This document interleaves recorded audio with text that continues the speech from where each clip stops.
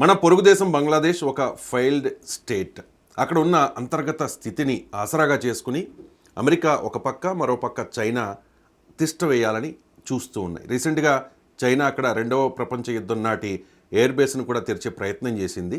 So ఈ China అమెరికాల వ్యూహం ఏంటి అనే దాని మీద ఎంజీ రావు గారు మనకి డీటెయిల్డ్గా ఎక్స్ప్లెయిన్ చేస్తారు. ఏంటి వార్త నిజమైన ఎంజీ రావు గారు? అవునండి, ఇది ఇప్పుడు చైనా ఒక పక్కన, చైనా ఇంకో పక్కన అమెరికా, ఈ రెండు మన పొరుగునున్న ఈ బంగ్లాదేశ్లో తిష్టేయడానికి ప్రయత్నం చేస్తున్నాయి. ఎంత దారుణం అంటేనండి, ఇప్పుడు బంగ్లాదేశ్ అనేది చాలా అంతర్గత పరిస్థితులు బాగాలేదు. అక్కడ ఏం జరుగుతుంది అంతర్గత పరిస్థితులు అంటే, షేక్ హసీనా ఎలక్టెడ్ గవర్నమెంట్ని ఏం చేసింది, ఈ జైషీ మహమ్మద్ పాకిస్తాన్ నుంచి ఇటు చైనా ప్రోద్బలంతో, అమెరికా ప్రోద్బలంతో భారత్కి షేక్ హసీనా సపోర్ట్ చేస్తుందని షేక్ హసీనా పదవి చిత్రాలను చేశారు ఇక్కడ. దాంతో తాత్కాలికంగా యూనస్ గవర్నమెంట్ అధికారంలోకి వచ్చింది. ఇప్పుడు యూనస్నప్పుడు చైనా ఈయన ఏం చేశారు, సైన్య అధ్యక్షుడు, ఆర్మీ అధ్యక్షుడు దీన్ని సపోర్ట్ చేశాడు. ఇప్పుడు ఏమైంది, 10 నెలలు అయింది, ఎలక్షన్ డిసెంబర్లో పెట్టాలి. ఈ సందర్భంలో ఏంటి, ఈ గవర్నమెంట్ని ఇప్పుడు చైనా ఆర్మీ ఏం చేస్తుందంటే, బంగ్లాదేశ్ ఆర్మీ ఏమో చైనా ద్వారా సపోర్ట్ తీసుకుంటుంది, ఈ యూనస్ ఏమో అమెరికా ద్వారా సపోర్ట్ తీసుకుంటున్నాడు. అమెరికాకి ఎందుకు సపోర్ట్ తీసుకుంటున్నాడంటే, ఇక్కడ అమెరికా అధ్యక్షుడు ఏం చేస్తున్నాడంటే బంగ్లాదేశ్లో రావడానికి తిష్టేయడానికి ప్రయత్నం చేస్తున్నాడు.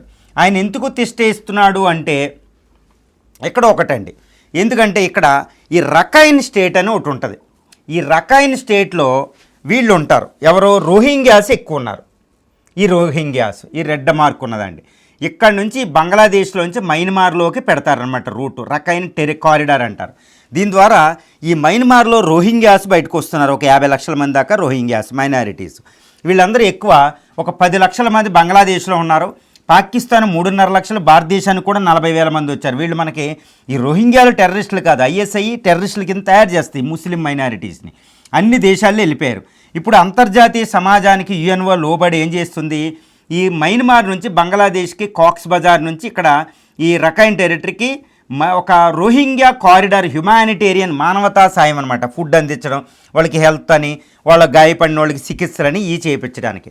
ఇప్పుడు ఈ పాకిస్తాన్ ఆర్మీ అంటే ఏం చేస్తుందంటే, లేదు కుదరదని యూనస్ గవర్నమెంట్ శాసిస్తుంది. ఎందుకు, చైనా భయపడుతుంది. ఎందుకు చైనా భయపడుతుందంటే ఇక్కడ మళ్ళీ ఇంకోటి ఉంది. చైనాకి ఏంటంటేనండి, ఈ రఖైన్ టెరిటరీ దగ్గర విపరీతమైన పెట్టుబడులు ఉన్నాయి. ఇదిగోండి రఖైన్ దగ్గర ఇక్కడ క్యూక్యూపు అనే ఒక పోర్టుని డెవలప్ చేస్తుంది, స్పెషల్ ఎకనామిక్ జోన్ అని. ఇప్పుడు వీటన్నిటికీ పెట్టుబడికి ప్రాబ్లం అవుతుంది అమెరికా వచ్చి ఇక్కడికి వస్తే. అంటే ఏంటి, ఇక్కడ ఇది ఎందుకు డెవలప్ చేస్తుందంటే, ఇండియాతో సమస్య లేకుండా, ఇండియా మలక్కా స్ట్రైట్కి సంబంధం లేకుండా ఆయిల్ ద్వారా ఇక్కడ నుంచి వెళ్ళిపోవడానికి చైనా వెళ్ళిపోద్ది అనమాట, ఈ మయన్మార్ నుంచి చైనా వెళ్ళిపోవడానికి. అందువల్ల ఇక్కడికి వచ్చి అమెరికా తిష్టేసింది అనుకోండి, దీనికి ప్రాబ్లం. ఈ విధంగా ఉన్న బంగ్లాదేశ్ అంతర్గత పరిస్థితులను బట్టి ఈ బంగ్లాదేశ్లోకి చైనాకి అడ్డుగా అమెరికా వద్దామని, అమెరికా ఎందుకు రావాలి, నేనే ఉండాలని చైనా ఇక్కడ. సో ఈ రెండు కొట్లాడుకుంటున్నాయి. అంటే బంగ్లాదేశ్ అంతర్గత బలహీనతల ఆధారంగా చేసుకుని ఇది పరిస్థితి. ఈ పరిస్థితులు ఈ రెండు ఇక్కడికి రావడానికి తిష్టేయడానికి ట్రై చేస్తున్నాయండి. ఒకవేళ బంగ్లాదేశ్లో మీరు చెప్తున్నట్టుగా చైనా అండ్ అమెరికా తిష్ట వేస్తే, అది సక్సెస్ అయితే భారత్కు ఎంతవరకు నష్టం, ఎలా నష్టం? భారత్కి ఎంత నష్టం అంటే, ఈ బంగ్లాదేశ్ అనేది భారత్ దగ్గర ఉన్నది, భారత్ లోపల ఉన్నది. ఏ విధంగా అంటేనండి, మళ్ళీ మీకు మ్యాప్లో చూడండి, ఈ బంగ్లాదేశ్ అనేది ఒక రకంగా ఎక్కడుంది, ఈ బంగ్లాదేశ్ అనేది చుట్టూరు 4,000 కిలోమీటర్ల బౌండరీతో ఉన్నాం.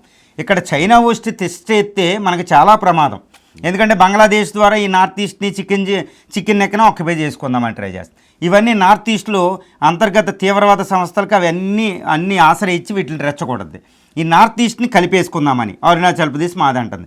చైనా ఇక్కడ ఉండడం భారత్కి చాలా ప్రమాదం, దేశ సమగ్రతకి, రక్షణకి, భద్రతకి చాలా ప్రమాదం, అది అందరికీ తెలిసిందే. సో బంగ్లాదేశ్ వాళ్ళ కంట్రోల్లో ఉంటే బ్రహ్మపుత్ర రివర్ని ఈజీగా తీసుకోవచ్చు, ఇంకో అబ్జెక్షన్ చేయదు కింద దేశం.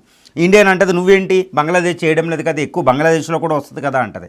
సో అదేవిధంగా హిందూ మహాసముద్రంలో ఇక్కడ క్యూక్యూపు ఇవి డెవలప్ చేస్తే, ఈ బంగ్లాదేశ్ ఇది ఉంటే హిందూ మహాసముద్రంలో దాని అదుపు ఉంటుంది. అది చాలా ప్రమాదం ఇండియాకి. బ్రిటిష్ వాడు ఒకప్పుడు ఇలాగే వచ్చి మనల్ని పరిపాలించాడు. సో అదేవిధంగా అమెరికా వచ్చిందనుకోండి, అమెరికా వచ్చినా మనకి ప్రమాదమే. అమెరికా వచ్చిందనుకోండి, ఈ నార్త్ ఈస్ట్లో ఈ క్రిస్టియన్ మెజారిటీ ఉన్న స్టేట్లో అది అంతర్గత పరిస్థితుల్ని చాలా అగమ్య గోచరం చేస్తుంది అమెరికా. అదొకటి ఉంది. అదేవిధంగా చైనా అమెరికాలు ఇక్కడికి వచ్చి దెబ్బలాడుకున్నాయి అనుకోండి, ఇక్కడ అమెరికా వస్తే చైనా ఊరుకోదు. సో ఈ రెండు ఇక్కడ పోరాటం జరుగుతూ ఉంటుంది. మనం ఎందుకు బాధ్యులు అవ్వాలి? ఎందుకంటే బంగ్లాదేశ్లో జరగడం అంటే మన ఇండియాలో జరిగినట్టే, మన బెంగాల్లో జరిగినట్టే. సో ఇంకోటి ఏంటంటే హిమాలయస్ సౌత్లో ఇలాంటి మేజర్ పవర్స్ ఇలా రావడం అనేది మనకి ఎప్పుడు మంచిది కాదు. మన సెక్యూరిటీ ఈ ఏరియాలోకి అమెరికా కానీ చైనా కానీ రాకూడదు. అందువల్ల ఈ రెండు రావడం కూడా మనకు ప్రమాదమే, అత్యంత ప్రమాదం. ఇప్పుడు ట్రంప్తో చాలా ప్రమాదం, ఇంకా చైనాతో అయితే డ్రాగన్తో అయితే తిరుగులేని ప్రమాదం. అందువల్ల వాళ్ళు ఇక్కడికి వచ్చి దెబ్బలాడుకోవడానికి ఆస్కారం మనం ఇవ్వకూడదు. అందువల్ల బంగ్లాదేశ్లో ఆర్మీ ఏమో చైనాకి, యుఎస్ ఏమో అమెరికాకి సపోర్ట్ చేస్తారు. సో ఇది చాలా అంతర్గత పరిస్థితులు మెరుగుపడవలసిన అవసరం ఉంది. మీరు చెప్తున్న దాని ప్రకారం చైనా అమెరికాలు ఇక్కడ తిష్ట వేస్తే బంగ్లాదేశ్లో భారత్కి పెను ప్రమాదం. మరి ఎలా అడ్డుకోవాలి? ఏదైనా ప్లాన్ జరుగుతుందా? ఎస్ అండి. ఇప్పుడు భారతదేశం ఈ విషయాన్ని నిశితంగా పరిశీలిస్తుంది.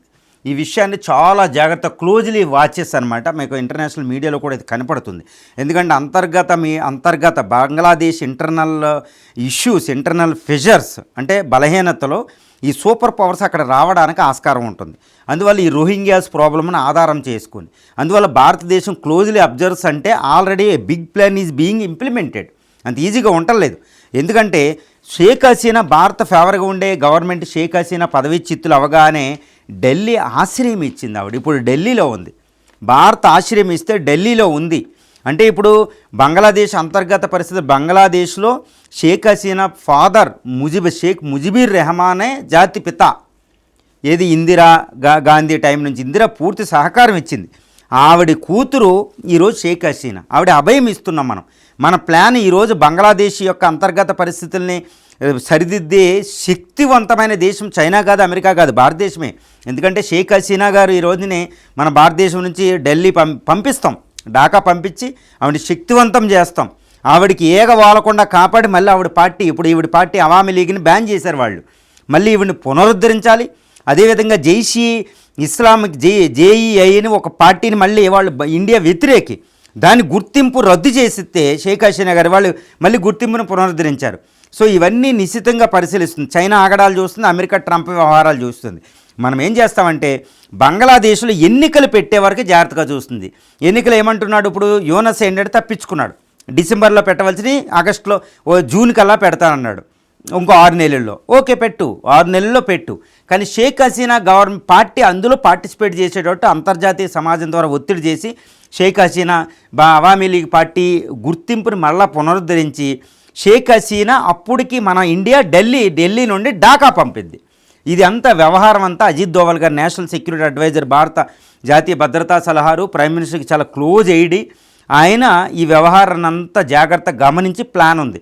షేక్ హసీనాని ఢాకా పంపించి అక్కడ ఎన్నికల్లో పాల్గొనేటట్టు చేస్తే ప్రజలు తప్పకుండా షేక్ హసీనాని ఎన్నుకుంటారన్నమాట. షేక్ హసీనా గవర్నమెంట్ మళ్ళీ బంగ్లాదేశ్లో వస్తే అటు చైనా ఆగడాలు ఉండవు, అమెరికా ఆగడాలు ఉండవు. ఇప్పుడు బంగ్లాదేశ్లో కొట్టుకుని అంతర్గత పరిస్థితులన్నీ మెరుగుపడినాయి అనుకోండి, బంగ్లాదేశ్ వీళ్ళకి వేదిక కాదు, ఇది చైనా అమెరికాలకి. సో అంతర్గతంగా ప్రజాస్వామ్యం పునరుద్ధరించబడి ఎన్నికలు పెట్టి ప్రజాస్వామ్యం స్ట్రాంగ్ అయితే బంగ్లాదేశ్లో అదే బిగ్ ప్లాన్. ఈ మధ్యలో చైనా కానీ అమెరికా ఎలాగో ఎక్కువ చేయదు. చైనా ఏమన్నా ఆగడాలు చేసి ఆర్మీ ద్వారా చేజెక్కించుకుంటే ప్రభుత్వాన్ని అక్కడికి వచ్చి నార్త్ ఈస్ట్ మీద అటాక్ చేస్తే భారతదేశం కూడా సంసిద్ధంగా ఉంది యుద్ధానికి. రైఫెల్ మోహరించి, బ్రహ్మోస్లు మోహరించి, C-130 హెర్క్యులస్ ఫైటర్ నార్త్ ఈస్ట్లో తేజ్పూర్లో పెట్టి, అదేవిధంగా హిందూ మహాసముద్రంలో క్వాడ్తో నేవీని బలంగా తయారు చేసి ఒకవేళ చైనా అక్కడికి వచ్చి బంగ్లాదేశ్తో ఏది కలిసినా దానికి సంసిద్ధంగా భారతదేశం ఉంది. కాబట్టి మనకి ఎటువంటి ప్రాబ్లం లేదు. కానీ దీనికి డ్యూరబుల్ మంచి పరిష్కారం, శాశ్వత పరిష్కారం బంగ్లాదేశ్లో మళ్ళా ప్రజాస్వామ్య ఎన్నికలు జరిపి అవామీ లీగ్ ప్రభుత్వం అక్కడ వచ్చి షేక్ హసీనా గవర్నమెంట్ వస్తే భారత్ నిశ్చింతగా ఉండొచ్చు. చైనాని అమెరికాని దూరం బంగాళాఖాతం నుంచి, హిందూ మహాసముద్రం నుంచి దూరం జరపవచ్చు. అదే భారత్ బిగ్ ప్లాను. ఈ ప్లాన్ అంతటికి అజిత్ దోవల్ గారి వ్యవహారం అంతా మోడీ పర్యవేక్షణలో ఇది కొనసాగుతుంది. ఎందుకంటే అది పాకిస్తాన్ మీద మనం ఎంతైతే దృష్టి పెడుతున్నామో బంగ్లాదేశ్ మీద కూడా అది మరో పాకిస్తాన్ కాకుండా పూర్తిగా దృష్టి పెడుతుంది. రోహింగ్యాలని ISI తీవ్రవాదులు చేయకుండా జాగ్రత్తగా కూడా భారత్ వ్యవహరిస్తుంది. అందుకనే ఇండియాలో ఉన్న సుమారు 40,000 మంది రోహింగ్యాలను ఎక్కడున్నా వాళ్ళు ఎంత అమాయకులైనా ముందు దేశం విడిచి బయటకు పంపుతుంది. ఎందుకంటే ISI తీవ్రవాదులు అవుతారు. కానీ రోహింగ్యాలని రోడ్ల మీద ఏం భారతదేశం ఏం వదులుతలేదు, బయటికి పంపిన అంతర్జాతీయ మానవతా సహాయం కింద అంతర్జాతీయ చట్టాల ప్రకారం అమెరికా లాగానే భారతదేశం కూడా అద్భుతమైన మానవతా సాయం ఇస్తుంది. కాబట్టి రోహింగ్యాల అమాయకులే, ఐఎస్ఐ చేతిలో వాళ్ళు టెర్రరిస్టులు అవుతారు. కాబట్టి భారతదేశం అంతర్జాతీయ చట్టాలకు అనుకూలంగానే బంగ్లాదేశ్లో ఈ అమెరికా చైనాలా కాకుండా ప్రజాస్వామ్యాన్ని పునరుద్ధరించడానికి ట్రై చేస్తుంది. ఇది బంగ్లాదేశీయులకి మంచిదే, బంగ్లాదేశ్కి మంచిదే, భారతదేశానికి మంచిదే, ప్రపంచ శాంతికి మంచిది.